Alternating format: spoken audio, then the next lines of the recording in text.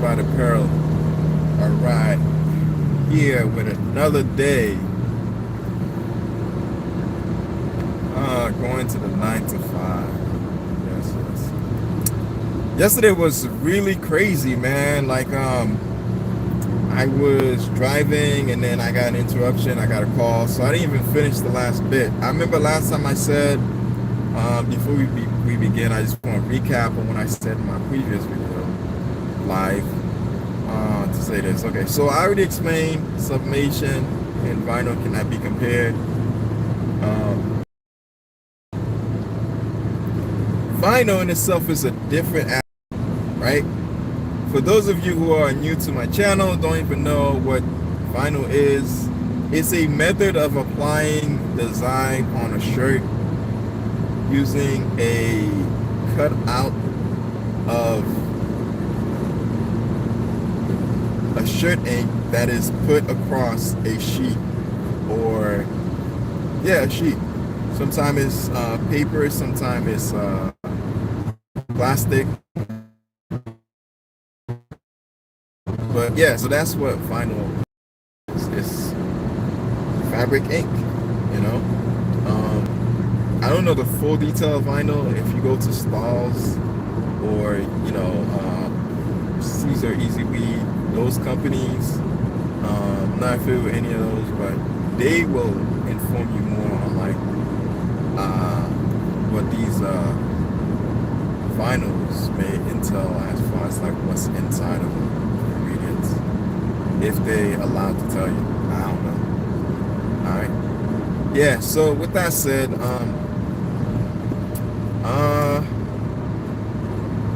that should help me a little bit. Yay! I got somewhat of a. But anyway, so last time we spoke about summation. Summation is wonderful. There's a lot you can do with it. You can put it across anything you want. It can go on shirts, drinking cups, even on a hat. But each one of those surfaces has to be polycoated, right? And the reason why is sublimation works best on polyester. It helps transfer the ink to the polyester content, and all it does is it dyes the ink, because sublimation itself is it goes only through two process. All right, usually when you have any type of liquid, it goes through what is called evaporation. That's when it turns into a gas.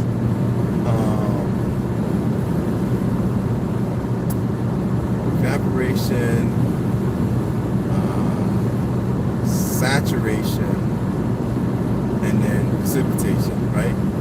So it goes from, that's like when you're thinking in the concept of like water molecules, what they go through. First, they get turned into a gas, and then they get turned into like water vapors. That's little particles of water.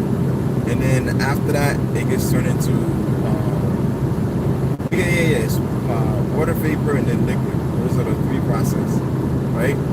So the last stage is water, right? So with ink, with sublimation ink, it's different. It skips the vapor, it skips the liquid. Is it vapor? It skips the saturation process and goes straight from gas to liquid. You know what I'm saying? No, my bad. It's supposed to be gas, liquid, then solid. All right, cool. We got it down. My apologies. All right. So, and the gas would be the vapors. All right. So basically, sublimation goes from gas to a solid, right? The solid being what you see on the shirt. So the best way to get sublimation on something is to allow it to cool anything that it touches, as far as when it turns into gas. When you put it on the heat press, it's not turning into liquid, it's switching on to becoming a gas, and the ink vapors, right? The gas goes onto the fabric on however you set up the gas design, right? yeah, so you have that. Next is,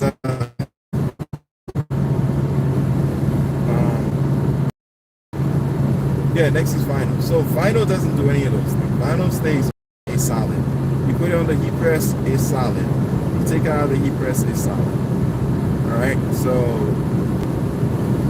if you want any design as far as vinyl, you have to do vinyl cuts to try to get the vinyl design how you want it.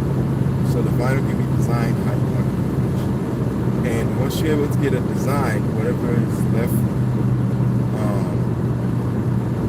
on the design, I mean, however the design is supposed to look like, whatever is not supposed to be there, that's excess, you're supposed to just remove it, and then you'll have your silhouette of the actual image you want. That's basically vinyl. Now, this is where vinyl may differ from sublimation. You can put sublimation on anywhere that is polycoated. You will not feel it because it goes from the gas. From the inks solid stage to the gas, and then it just bonds with whatever poly surface that's available. All right.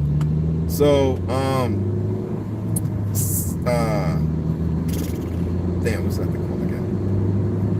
Vinyl. So vinyl does not work like that. Vinyl is solid and it doesn't coat anything. So the reason why I'm repeating myself is because sublimation can go on mugs. Vinyl can go on mugs, but it should not go on mugs because eventually it will wash off. The sublimation will be there for as long as you take care of your mug. It can be here even 20 years down the line, you'll still see the same image. Now, will it be scratch up? It's a big possibility because anytime you scratch up a surface, you're basically removing part of that coating. So that's why you see it all roughed up. But in the long run, you can have a sublimated mug 20 years down the line, still looks the same, you know, if in use, right? You can do that same thing with a vinyl cup if in use, and it won't even last more than 5 years if the person doesn't take care of it. If the person does, I say maybe 7 to 10 years, because you have to understand, when you put that vinyl in the dishwasher, it gets hot, it gets cold, so the vinyl itself starts to stretch and then hardens. Eventually it's going to break, you know what I'm saying? So, but what can you do with vinyl? You can, this is why I say you should have on your tool belt, you know, if a good YouTube content creator said this, right? So I'll give him credit. You should always have, I'm getting a call that I did. I got interrupted again. Guys, I'll talk to you later after this call.